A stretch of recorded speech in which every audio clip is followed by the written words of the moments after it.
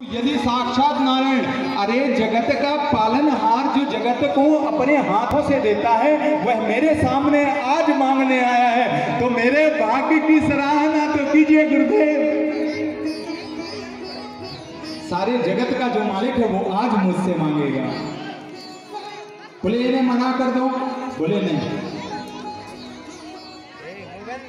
फिर हाथ पकड़कर समझाते हैं कि कुछ स्थान ऐसे भी होते हैं जहां झूठ बोलने पर पाप नहीं लगता।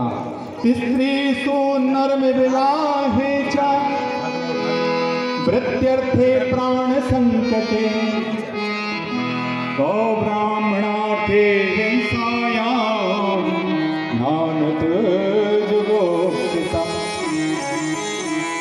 जहां किसी की जान जा रही हो, उसकी जान बचाने के लिए यदि झूठ बोला जाए तो वो पाप नहीं है।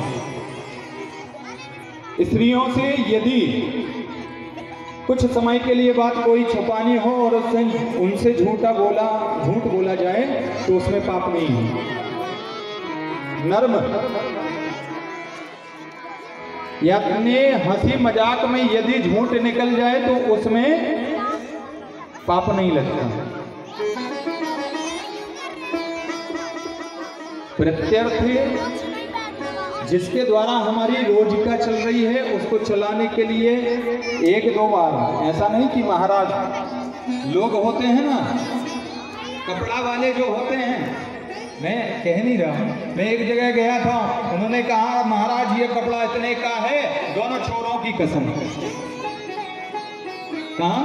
दोनों छोरों की कसम, लड़कों की नहीं, दोनों छोरों की कसम। इस प्रकार से अनेक प्रकार से समझाया, बलि नहीं माने। बलि ने कहा महाराज आप संकल्प कीजिए। जैसे ही बलि पहुंचा तो इन्होंने भी श्राप दे दिया, तू अपनी लक्ष्मी से भ्रष्ट हो जाएगा। मेरी बात नहीं मानता, गुरु की बात नहीं मानता।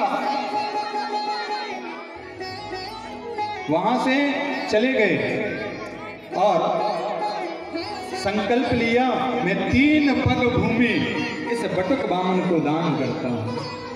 अब जैसे ही संकल्प हुआ तो कहते हैं नाप लीजिए। बोले ऐसे नहीं, ब्राह्मण को दे करके फिर उनके चरण पड़े जाते हैं। जैसे ही चरणों में गिरे तो भगवान ने विराट स्वरूप धारण कर लिया।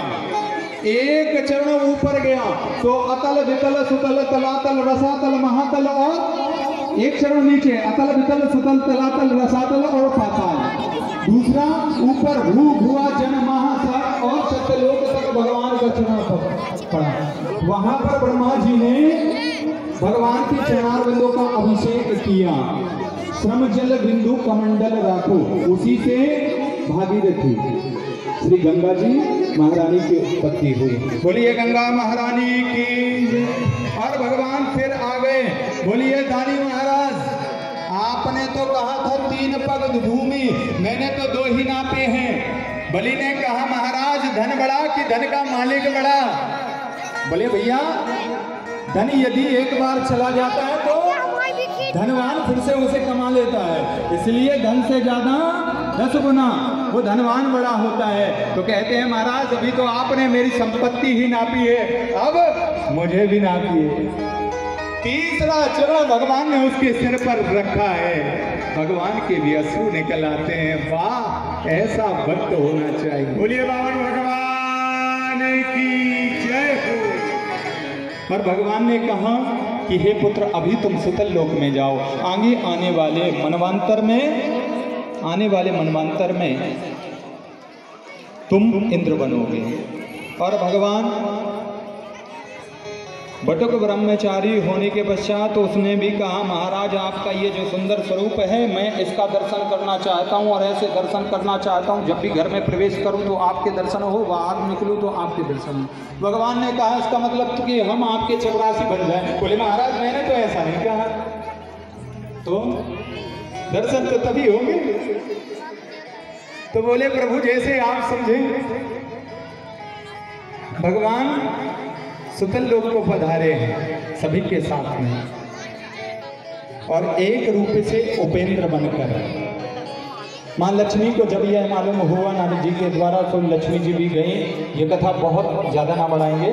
लक्ष्मी जी गई, बलि की बहन बनी, बदले में अपने पति को मांग लिया और पति को ले गई। बोलिए लक्ष्मी नारायण भगवान की जय। अब सूर्यवंश का वर्णन होता है। सूर्यवंश में अनेक अनेक राजा हुए। भगवान श्री रामचंद्र जी महाराज, देखिए श्री सुखदेव जी महाराज ने केवल एक श्लोक में ही राम कथा सुनाई। राम जी कि गुरुवर्थे त्यक्ते राजो यचरदनो वनम पद्मपद्याम प्रियम पाणि